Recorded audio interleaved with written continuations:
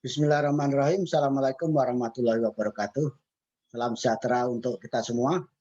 Bapak Ibu pengawas, Bapak Ibu kepala sekolah, guru, tenaga kependidikan, bahkan Bapak Ibu para pejabat dinas pendidikan, kabupaten, kota, provinsi, juga para orang tua, masyarakat, dan para calon peserta didik baru. Baiklah, kita akan lanjutkan sosialisasi atau pembahasan kita terkait dengan Peraturan Menteri Pendidikan dan Kebudayaan nomor 1 tahun 2021 terkait dengan atau tentang penerimaan peserta didik baru atau yang disingkat dengan PPDB untuk jenjang TK, SD, SMP, SMA, dan SMK tahun pelajaran 2021-2022 yang insya Allah tidak akan lama lagi akan kita laksanakan atau dilaksanakan di berbagai sekolah atau berbagai satuan pendidikan dimanapun saja berada. Untuk kali ini sebagai kelanjutan dari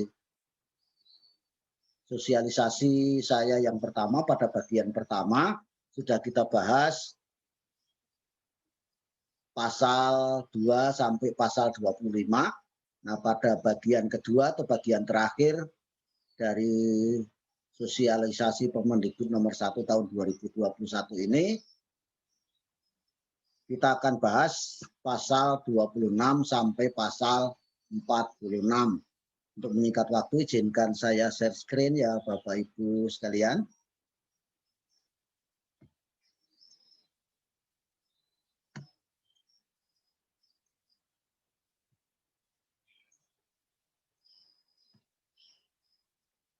Jadi ini bagian kedua dari dua bagian atau bagian terakhir dari sosialisasi Permendikbud nomor 1 tahun 2021 tentang penerimaan peserta didik baru atau PPDB pada taman kanak-kanak, sekolah dasar, sekolah menengah pertama, sekolah menengah atas, dan sekolah menengah kejuruan tahun pelajaran 2021-2022. Pada bagian kedua ini, sebagai kelanjutan dari bagian pertama, akan kita bahas pasal 26 sampai pasal terakhir yaitu pasal 46. Nah, di awal sudah kami sampaikan bahwa keputusan ini didahului dengan rahmat Tuhan Yang Maha Esa, Menteri Pendidikan dan Kebudayaan setelah menimbang ABC, kemudian mengingat 1, 2, 3 sampai 7, memutuskan tentang Permendikbud tentang PPDB, TK, SD, SMP, SMA, SMK. Di situ dalam peraturan tersebut terdiri atas 8 bab, 46 pasal, 4 bagian dan 6 paragraf. Bab 1 tidak kita bahas ya Bapak Ibu. Ya, di bagian kedua tadi saya sampaikan akan kita bahas pada pasal 26 sampai pasal 46. Nah, seperti apa pasal 26 sampai 46 akan kita coba bahas berikut ini. Ini bagian keempat, ini tentang pelaksanaan PPDB. Paragraf pertama dibahas tentang tahapan pelaksanaan PPDB. Pasal 26 bahwa tahapan pelaksanaan PPDB itu ada 5 tahap, yaitu tahap pertama pengumuman pendaftaran, kemudian tahap kedua pendaftaran, ketiga seleksi sesuai dengan jalur pendaftaran, keempat pengumuman penetapan peserta didik baru, dan yang kelima adalah daftar ulang. Pasal ke-27 ayat 1 disebutkan dalam tahapan pelaksanaan PPDB sebagaimana dimaksud pada pasal 26 bagian A, sekolah yang diselenggarakan oleh masyarakat yang telah menerima bantuan operasional sekolah atau BOS dilarang memungut biaya. Nah, jadi sekolah swasta dalam hal PPDB penerimaan peserta didik baru yang sudah menerima dana BOS itu dilarang melakukan pungutan terkait dengan PPDB. Kemudian bagian B, sekolah yang diselenggarakan oleh Pemda, dalam ini sekolah negeri ya, di semua jenjang dilarang. Yang pertama, melakukan pungutan dan atau sumbangan yang terkait dengan pelaksanaan PPDB maupun perpindahan peserta didik. Bagian kedua, melakukan pungutan untuk membeli seragam atau buku tertentu yang dikaitkan dengan PPDB. Jadi, dalam kaitannya dengan PPDB tidak boleh ada pembelian seragam, beli buku, dan peralatan lain ya yang terkait dengan PPDB. Kalau mau itu ya nanti-nantilah Bapak Ibu, jangan dikait-kaitkan dengan PPDB. Kalau sekolah swasta itu yang dilarang adalah memungut terkait dengan penyelenggaraan penerimaan peserta didik baru. Saya naikkan dulu.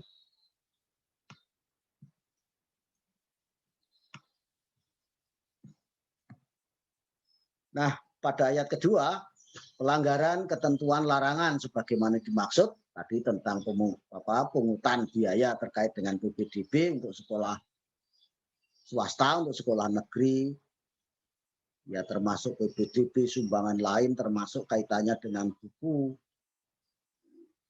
dan seragam, itu maka akan dikenakan sanksi sesuai ketentuan perundang-undangan, peraturan perundang-undangan. Pada paragraf kedua, pengumuman pendaftaran. Sudah diatur di sini pasal-pasal 28 disebutkan pengumuman pendaftaran penerimaan calon peserta didik baru sebagaimana dimaksud pada pasal 28 huruf A dilakukan secara terbuka. Jadi tidak boleh sembunyi-sembunyi, harus terbuka, harus diumumkan secara terbuka melalui berbagai media, mau ditempel lewat pengumuman di masjid, di gereja, atau melalui web, silakan Bapak Ibu, harus diumumkan secara terbuka. Pengumuman pendaftaran penerimaan calon peserta didik baru sebagaimana dimaksud pada ayat 1 dilakukan oleh Pemda bagi sekolah yang diselenggarakan oleh Pemda dan sekolah yang diselenggarakan oleh masyarakat yang menerima dana bantuan operasional sekolah. Jadi ini Bapak Ibu, pengumuman pendaftaran itu dilakukan oleh Pemda, baik itu sekolah negeri, sekolah yang diselenggarakan oleh Pemda, maupun sekolah swasta, sekolah yang diselenggarakan masyarakat yang menerima dana bantuan operasional sekolah atau menerima BOS. Pengumuman pendaftaran penerimaan peserta calon peserta didik baru dilaksanakan paling lambat minggu pertama bulan Mei. Paling lambat ya. Di pendaftaran itu paling lambat itu minggu pertama bulan Mei harus sudah diumumkan. Jangan sampai lewat Bapak Ibu. Sebelum itu boleh. Pengumuman pendaftaran penerimaan calon peserta didik baru paling sedikit memuat informasi sebagai berikut. Tolong ini diperhatikan. Jadi kalau pengumuman pendaftaran calon peserta didik baru itu sekurang-kurangnya memuat hal-hal berikut ini. Jangan sampai kurang, mau ditambahi boleh. Karena minimal ini persyaratan calon peserta didik sesuai dengan jenjangnya, tanggal pendaftaran, jalur pendaftaran terdiri dari jalur zonasi, afirmasi, perpindahan tugas orang tua wali, dan atau jalur prestasi. Kecuali SMK ya Bapak Ibu. Termasuk persentasenya. Kemudian jumlah daya tampung yang tersedia pada kelas 1 untuk SD, kelas 7 untuk SMP, dan kelas 10 untuk SMA atau SMK. Sesuai dengan data rombongan belajar dalam Dapodik. Dan tanggal penetapan pengumuman hasil proses seleksi PPDB. Jadi minimal memuat 5 hal ini dalam pengumuman pendaftaran calon peserta didik baru. Jadi persyaratannya apa saja, tanggal pendaftaran kapan, jalurnya termasuk persentasenya, kemudian jumlah daya tampung, dan tanggal penetapan pengumumannya nanti kapan. Pengumuman pendaftaran penerimaan calon peserta didik baru sebagaimana dimaksud pada ayat 4 dilakukan melalui pengumuman papan pengumuman sekolah maupun media lainnya. Jadi papan pengumuman sekolah juga harus ditempel maupun media lainnya, bisa lewat radio, lewat televisi, lewat web, lewat media sosial, silakan. Lewat YouTube silakan Bapak Ibu. Paragraf ketiga tentang pendaftaran pasal 29. Pendaftaran PPDB sebagaimana dimaksud dalam pasal 26 huruf D dilaksanakan dengan menggunakan mekanisme daring dalam jaringan atau secara online. Pendaftaran PPDB sebagaimana dimaksud pada ayat 1 dilakukan dengan mengunggah dokumen yang dibutuhkan sesuai dengan persyaratan ke laman pendaftaran PPDB yang telah ditentukan. Jadi diupayakan ini PPDB dilaksanakan secara daring atau online ya Bapak Ibu, terkecuali memang yang di sekolah yang tidak memiliki jaringan ya. Pelaksanaan mekanisme daring sebagaimana dimaksud pada ayat 1 menjadi tanggung jawab Pemda.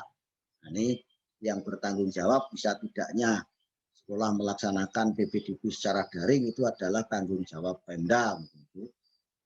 Dalam hal tidak tersedia fasilitas jaringan, nah ini, maka PPDB dilaksanakan melalui mekanisme luring dengan melampirkan fotokopi dokumen yang dibutuhkan sesuai dengan persyaratan. Jadi boleh dilaksanakan secara luring atau di luar jaringan, tidak online, jika memang fasilitas jaringan tidak ada di sekolah tersebut atau di daerah tersebut.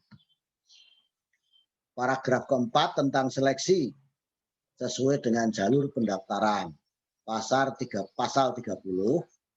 seleksi jalur zonasi dan jalur perpindahan tugas orang tua atau wali untuk calon peserta didik baru kelas 1 SD mempertimbangkan kriteria dengan urutan prioritas sebagai berikut. Prioritas urutan pertama adalah usia, sebagaimana dimaksud pada pasal 4 ayat 1. Baru kriteria yang kedua, jarak tempat tinggal terdekat ke sekolah dalam wilayah zonasi yang ditetapkan oleh Pemda, kabupaten atau kota. Ya kalau SD kan tanggung jawab kabupaten kota. Jadi urutan pertama adalah usia, baru yang kedua dilihat jarak terdekat ke sekolah dalam wilayah zonasi yang ditetapkan oleh Pemda. Ayat kedua, jika usia calon peserta didik sebagaimana dimaksud pada ayat 1 sama, maka penentuan peserta didik didasarkan pada jarak tempat tinggal calon peserta didik yang terdekat dengan sekolah. Jadi kalau usianya sudah lebih tua meskipun agak jauh tidak masalah, tapi kalau usianya sama maka lihat jaraknya. Jarak yang lebih dekat itulah yang lebih berpeluang menjadi peringkat di atas sehingga peluang lebih bisa diterima. Yang ketiga, seleksi calon peserta didik baru kelas 1 SD tidak boleh dilakukan berdasarkan tes membaca, menulis dan atau berhitung. Jadi tidak boleh Bapak Ibu dalam PPDB kelas 1 SD itu menggunakan tes kalistung, tes baca, tulis, hitung, itu tidak boleh. Dasarnya hanyalah usia dan jarak terdekat dengan sekolah dari tempat tinggal calon peserta didik baru tersebut. Ini tolong diperhatikan. Jangan sampai ada penerimaan siswa kelas 1 SD kok menggunakan tes baca, tes tulis, tes hitung, itu tidak boleh.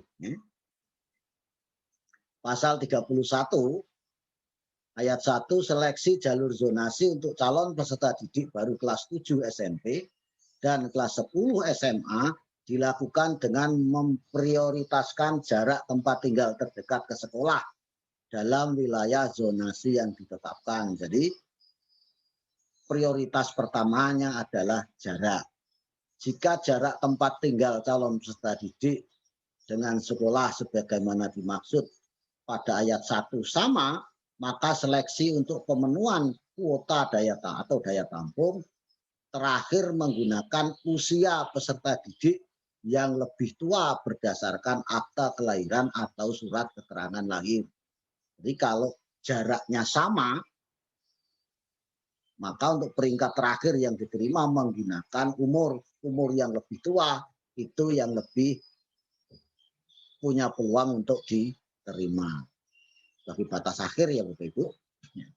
Pasal 32 ayat pertama, seleksi calon peserta didik baru kelas 10 SMK tidak menggunakan jalur pendaftaran PPDB sebagaimana dimaksud dalam pasal 12. Jadi tidak menggunakan jalur zonasi, tidak juga menggunakan afirmasi dan yang lainnya. Ayat 2 seleksi calon peserta didik baru kelas 10 SMK sebagaimana dimaksud pada ayat 1 dengan mempertimbangkan, nah ini untuk SMK, raport yang dilampirkan dengan surat keterangan peringkat nilai raport peserta didik dari sekolah asal. Yang B, prestasi di bidang akademik maupun non-akademik dan atau hasil tes bakat dan minat sesuai dengan bidang keahlian yang dipilihnya dengan menggunakan kriteria yang ditetapkan sekolah dan dunia usaha, dunia industri atau asosiasi profesi. Jadi pasal 32 ini membahas khusus seleksi untuk jenjang kelas 10 SMK, sekolah menengah kejuruan.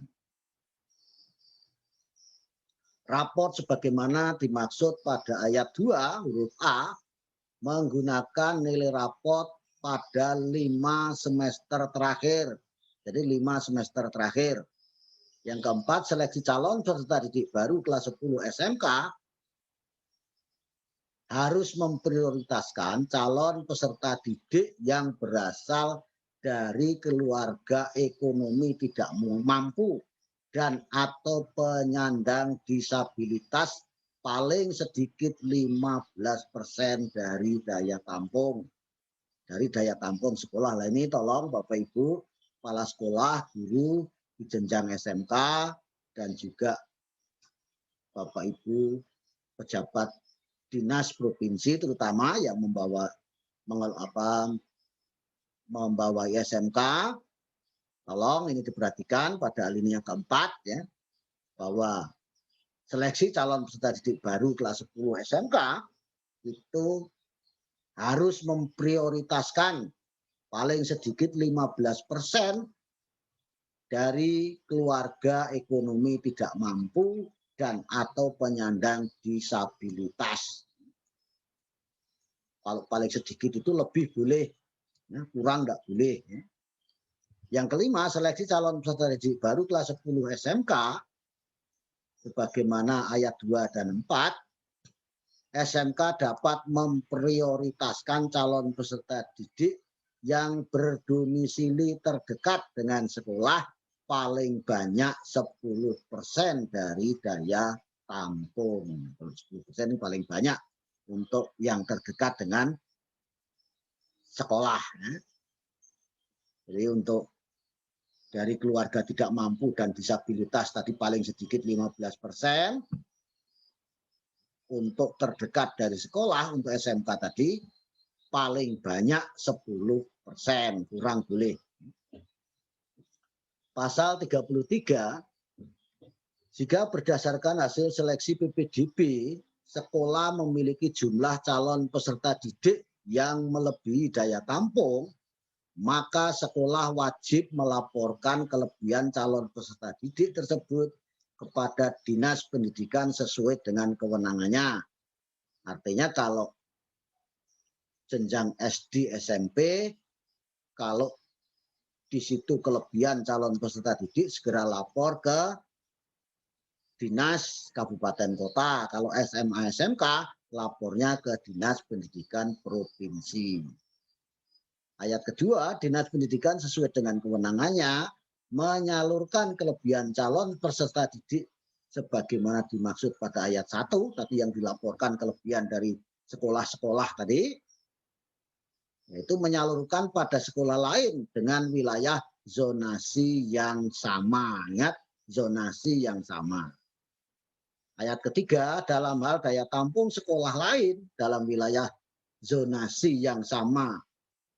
Sebagaimana dimaksud ayat kedua, tadi kan dinas menyalurkan ke sekolah-sekolah yang dalam satu zonasi. Tapi kalau sekolah dalam satu zonasi tidak tersedia, habis juga kuotanya, peserta didik disalurkan sekolah di luar wilayah zonasi atau di wilayah Pemda lain yang terdekat. Saya kira cukup jelas ini. Ayat keempat, penyaluran peserta didik ke sekolah di wilayah Pemda lain yang terdekat sebagaimana dimaksud pada ayat 3 dilakukan melalui kerjasama antar Pemda. Ya, ini jelas karena di Pemda lain. Ayat kelima, penyaluran peserta didik ke sekolah di luar wilayah zonasi atau di wilayah Pemda lain yang terdekat sebagaimana dimaksud pada ayat 3 dapat melibatkan sekolah yang diselenggarakan oleh masyarakat atau sekolah-sekolah swasta sesuai kriteria yang ditentukan oleh Pemda. Ayat ke-6, penyaluran peserta didik sebagaimana dimaksud pada ayat 2 sampai dengan ayat 5 dilakukan sebelum pengumuman penetapan hasil proses seleksi PPDB. Ingat ini ayat ke-6, jadi Bapak Ibu, penyaluran itu diupayakan dilakukan sebelum pengumuman penetapan hasil proses seleksi PPDB. Jangan sampai sudah diumumkan baru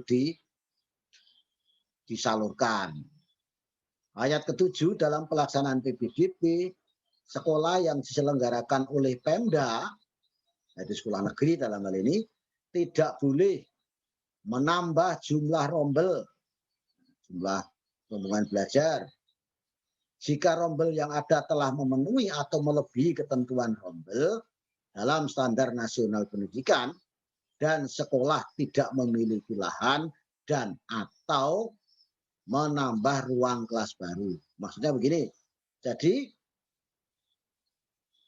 dalam hal pelaksanaan PPDB sekolah yang diselenggarakan oleh Pemda tadi, tidak boleh menambah jumlah rombel jika rombel yang ada telah memenuhi atau melebihi ketentuan rombel dalam standar nasional pendidikan. Dan sekolah tidak memiliki lahan cukup. Gimana menambah rombel, lahan aja tidak cukup. Nah, gitu. Dan atau menambah ruang kelas baru. Ini tidak diperkenankan. Paragraf kelima, pengumuman PPDB pasal 34, pengumuman penetapan peserta didik baru sebagaimana dimaksud pasal 26 huruf D dilakukan sesuai dengan jalur pendaftaran dalam PPDB. Ya, jadi sesuai dengan jalur tadi dan persentasenya tadi ya. Penetapan peserta didik baru dilakukan berdasarkan hasil rapat Dewan Guru yang dipimpin oleh kepala sekolah dan ditetapkan melalui keputusan kepala sekolah. Ini harus didasarkan pada hasil rapat Dewan Guru dan ditetapkan berdasarkan surat keputusan kepala sekolah. Dalam hal kepala sekolah sebagaimana dimaksud ayat 2 belum definitif, misalnya masih PLT, maka penetapan peserta didik baru dilakukan oleh pejabat yang berwenang. Jadi kalau kepala sekolahnya belum definitif, masih PLT misalnya, masih pelaksana tugas, maka penetapannya, SK-nya dilakukan oleh pejabat yang berwenang, mungkin oleh kepala dinas ya, bentuk. Khusus untuk SMK, dalam tahapan pelaksanaan PPDB sebagaimana dimaksud pasal 26, dapat melakukan proses seleksi khusus yang dilakukan sebelum tahap pengumuman penetapan peserta didik baru. Ya, jadi sebelum pengumuman dilaksanakan misalnya seleksi tadi, tes bakat, tes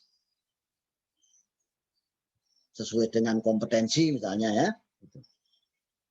Paragraf ke-6 itu daftar ulang pasal 35. Ayat 1, daftar ulang sebagaimana dimaksud pasal 26 huruf E dilakukan oleh calon peserta didik baru yang telah diterima di sekolah. Kira jelas.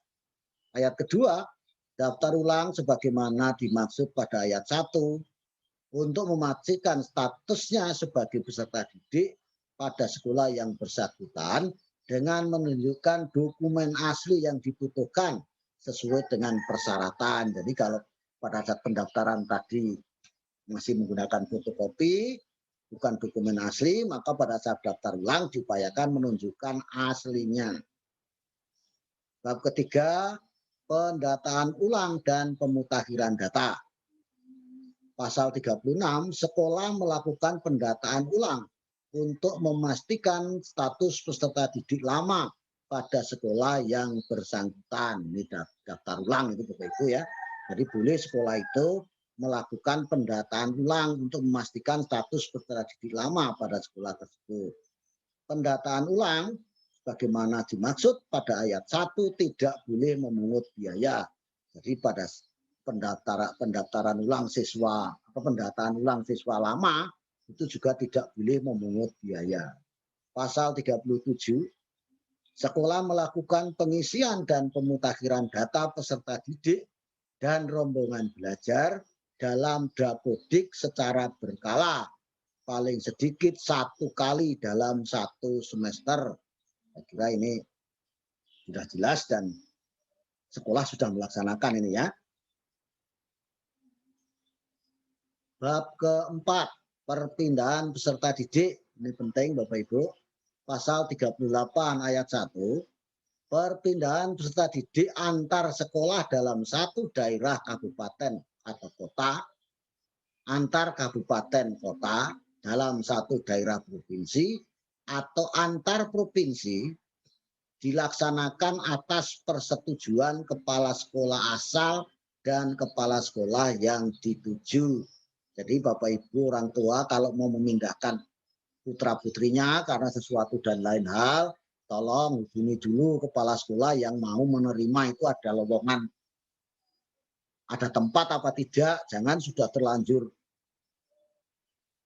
cabut dari sekolah lama, ini mau masuk ke sekolah yang baru tidak ada tempat kan kasihan anaknya nanti terkatung-katung. Jadi tanya dulu kalau sudah ada pasti baru cabut dari sekolah lama.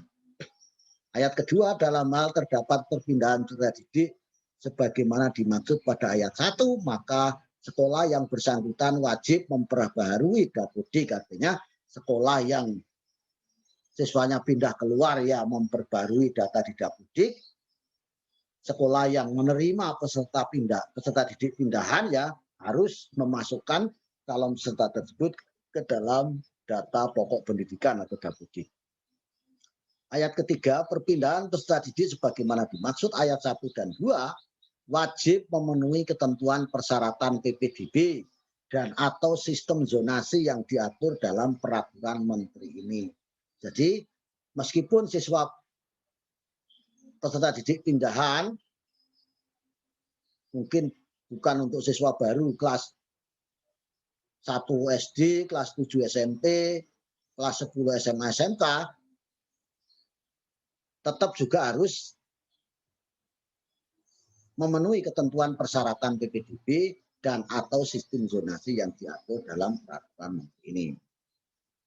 Pasal 39, peserta didik setara SD di negara lain dapat pindah ke SD di Indonesia setelah memenuhi 1. Surat pernyataan dari kepala sekolah asal, B. Surat rekomendasi izin belajar dari Direktur Jenderal yang membidangi pendidikan anak usia dini, pendidikan dasar dan pendidikan menengah sesuai dengan kewenangan dan lulus tes kelayakan dan penempatan yang diselenggarakan oleh sekolah yang dituju. Ini sekolah peserta didik setara SD di sekolah lain, dari sekolah lain ya, dapat pindah ke SD di Indonesia setelah memenuhi syarat tadi dari negara lain ya. Ini ada 3 syarat ya. Peserta didik setara SMP, SMA atau SMK di negara lain dapat diterima di SMP, SMA atau SMK di Indonesia setelah, ini ada 4 syarat. A. Menyerahkan fotokopi ijazah atau dokumen lain yang membuktikan bahwa peserta didik yang bersangkutan telah menyelesaikan pendidikan jenjang sebelumnya. B. Surat pernyataan dari kepala sekolah asal. C. Surat rekomendasi izin belajar dari Direktur Jenderal yang membidangi pendidikan anak usia dini, pendidikan dasar dan pendidikan menengah untuk calon peserta didik baru SMP dan SMA, atau Direktur Jenderal yang membidangi pendidikan vokasi untuk calon peserta didik baru SMK. Dan yang keempat atau D, lulus tes kelayakan dan penempatan yang diselenggarakan oleh sekolah yang dituju. Jadi tes penempatan dan tes kelayakan dan penempatan tadi yang menyelenggarakan cukup sekolah yang dituju saja. Pasal 40, peserta didik jalur pendidikan non formal dan informal dapat diterima di SD tidak pada awal kelas atau tidak pada awal kelas 1 setelah lulus tes kelayakan dan penempatan yang diselenggarakan oleh SD yang bersangkutan. Ini peserta didik jalur pendidikan non formal dan informal dapat diterima di SD tidak pada awal kelas 1, misalnya diterima di kelas 2 atau kelas 3, itu bisa setelah lulus tes kelayakan dan penempatan yang diselenggarakan oleh SD yang dituju. Peserta didik jalur pendidikan non formal dan informal dapat diterima di SMP tidak pada awal kelas 7 setelah memenuhi persyaratan. A. Memiliki ijazah kesetaraan program paket A, dan B. Lulus tes kelayakan dan penempatan yang diselenggarakan oleh SMP yang bersangkutan. Ketiga, ayat ketiga, peserta didik jalur pendidikan non formal dan informal dapat diterima di SMA atau SMK tidak pada kelas awal kelas 10 setelah 1. Memiliki ijazah kesetaraan program paket B dan lulus tes kelayakan dan penempatan yang diselenggarakan oleh SMA atau SMK yang bersangkutan. Yang ayat keempat, dalam hal terdapat perpindahan peserta didik dari jalur pendidikan non formal dan informal ke sekolah sebagaimana dimaksud pada ayat 1, ayat 2 dan ayat 3, maka sekolah yang bersangkutan wajib memperbaharui Dapodik. Ya, ini setiap perubahan peserta didik ya harus dilaporkan di Dapodik. Bab kelima, pelaporan. Pasal 41 ayat 1, sekolah melaporkan pelaksanaan PPDB dan perpindahan peserta didik antar sekolah setiap tahun pelajaran kepada pemerintah daerah sesuai dengan kewenangannya. Kalau SD SMP ya ke pemerintah daerah kabupaten kota, kalau SMA SMK ya ke provinsi. Dinas Pendidikan Provinsi atau kabupaten kota memiliki kanal pelaporan untuk menerima laporan masyarakat terkait pelaksanaan PPDB. Jadi tolong Bapak Ibu, Kepala Dinas Pendidikan Kabupaten Kota atau Provinsi agar memiliki kanal pelaporan untuk menerima laporan masyarakat terkait dengan pelaksanaan PPDB. Ayat ketiga, masyarakat dapat melaporkan pelanggaran dalam pelaksanaan PPDB melalui laman http ult.kemdikbud.go.id Silakan ini Bapak Ibu masyarakat catat kalau ingin mengadukan adanya pelanggaran dalam pelaksanaan PPDB yang dilakukan baik oleh sekolah maupun oleh dinas pendidikan baik kabupaten kota maupun provinsi. Pasal 42, Kepala Dinas Pendidikan sesuai dengan kewenangannya melaporkan pelaksanaan PPDB kepada kementerian melalui unit pelaksana teknis kementerian yang membidangi penjaminan mutu pendidikan dasar dan pendidikan menengah paling lambat 3 bulan setelah pelaksanaan PPDB. Ayat kedua, Menteri melakukan pemantauan dan evaluasi atau MONEF terhadap pelaksanaan PPDB paling sedikit 1 kali dalam 1 tahun. Bab ke-6, pembinaan dan pengawasan. Pasal 43 ayat 1, gubernur, bupati atau wali kota melakukan pembinaan dan pengawasan kepada sekolah yang diselenggarakan oleh pemerintah daerah dan masyarakat di wilayahnya. Dan ayat kedua, menteri melakukan pembinaan dan pengawasan kepada pemerintah daerah dalam pelaksanaan norma, standar, prosedur, dan kriteria yang telah ditetapkan oleh kementerian. Bab ke-7, ketentuan lain-lain. Pasal 44, pemerintah daerah menyusun dan menetapkan kebijakan PPDB dengan berpedoman pada ketentuan dalam peraturan menteri ini. Jadi segera Bapak Ibu Kepala Dinas Kabupaten Kota maupun Provinsi sesuai dengan kewenangannya segera susun pedoman atau petunjuk teknis penerimaan peserta didik baru atau PPDB sesuai dengan pedoman sesuai dengan ketentuan dalam peraturan menteri ini. Bab ke-8, ketentuan penutup. Pasal 45, pada saat peraturan menteri ini berlaku, Peraturan Menteri Pendidikan dan Kebudayaan Nomor 44 Tahun 2019 tentang penerimaan peserta didik baru pada taman kanak-kanak, sekolah dasar, sekolah menengah pertama, sekolah menengah atas, dan sekolah menengah kejuruan yang dimuat dalam Berita Negara Republik Indonesia tahun 2019 nomor 1591 dicabut dan dinyatakan tidak berlaku. Jadi yang berlaku peraturan baru ini yaitu nomor 1 tahun 2021. Pasal 46, peraturan menteri ini mulai berlaku pada tanggal diundangkan. Agar setiap orang mengetahuinya, memerintahkan pengundangan peraturan menteri ini dengan penempatannya dalam Berita Negara Republik Indonesia. Ini ditetapkan di Jakarta pada tanggal 7 Januari 2021, ditandatangani oleh Menteri Pendidikan dan Kebudayaan Republik Indonesia tertanda Bapak Nadiem Anwar Makarim. Nah, yang perlu juga diperhatikan Bapak Ibu bahwa seluruh proses PPDB itu harus tetap memperhatikan protokol kesehatan. Ya. Jadi seluruh proses baik sejak pengumuman pendaftaran, daftar ulang, ya kan, di antaranya adalah sediakan tempat cuci tangan, sabun, hand sanitizer dengan jumlah yang cukup. Kalau ada siswa yang datang ini yang terutama yang tidak bisa secara daring, ya harus siapkan termometer tembak, jaga jarak, suruh pakai masker, hindari berkerumun.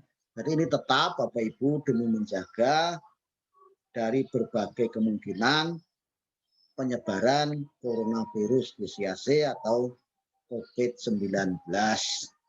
Nah, kiranya cukup sampai di sini apa yang saya sampaikan terkait dengan Peraturan Menteri Pendidikan dan Kebudayaan Nomor 1 Tahun 2021 yang sudah saya sampaikan melalui 2 bagian. Ini bagian kedua dari dua bagian.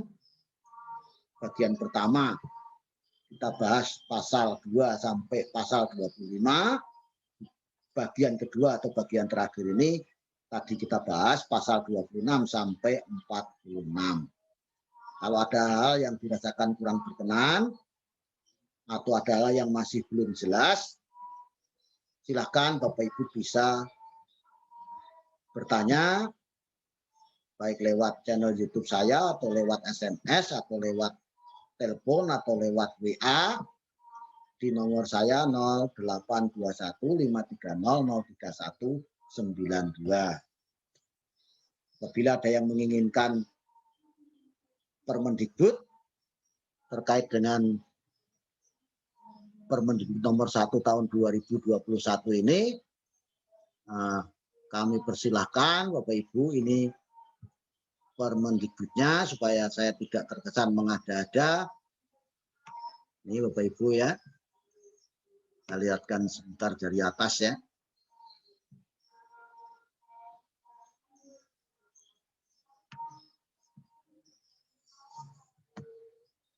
Nah, ini ya, ini salinan dari Peraturan Menteri Pendidikan dan Kebudayaan nomor 1 tahun 2001 tentang tadi PPDB. Ini menimbang ABC mengingat 1 sampai 7 menetapkan ini bab 1 ketentuan umum ini.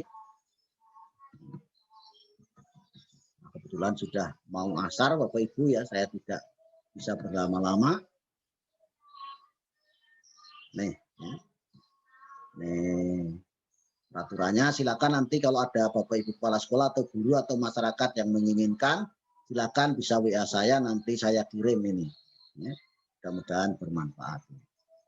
Nah ini ya, ini atau Bapak bisa unduh ini di jdih.kemdikbud.go.id.